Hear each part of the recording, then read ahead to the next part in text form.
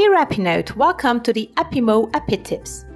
Apimo Web Service is presenting you today some fine tips and tricks on how to manage your website by the means of your back-office account.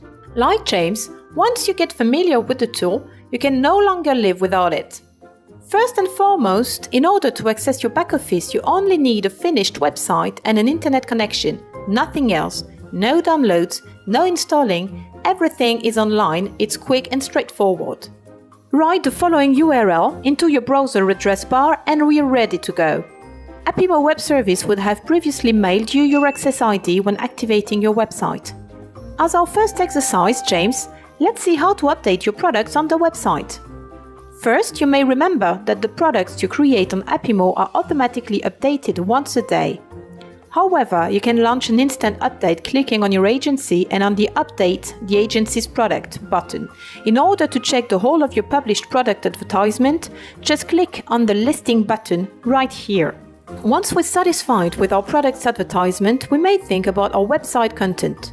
The fine text content will obviously improve your search engine optimization.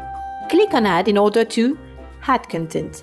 Yes, I know, James, I sometimes manage to dazzle you. When you create some newsfeed, you've got 4 fields to fill in.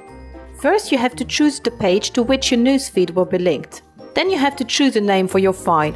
This won't be the title of your feed, just a name that you and nobody else will see. Finally, check the Publish box and choose a date, so that your feed will be published on the day you've just chosen. Then click on Edit to check the list of your pages.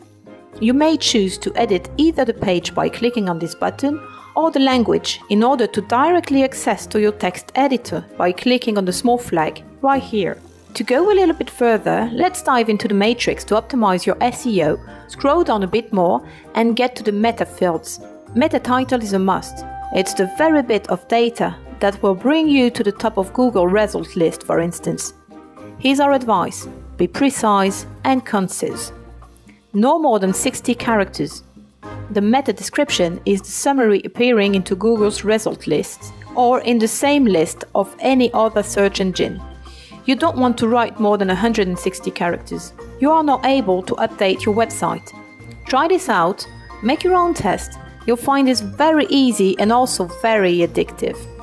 Thank you, James, for this demonstration, and thank you, dear Apinaute, for your attention.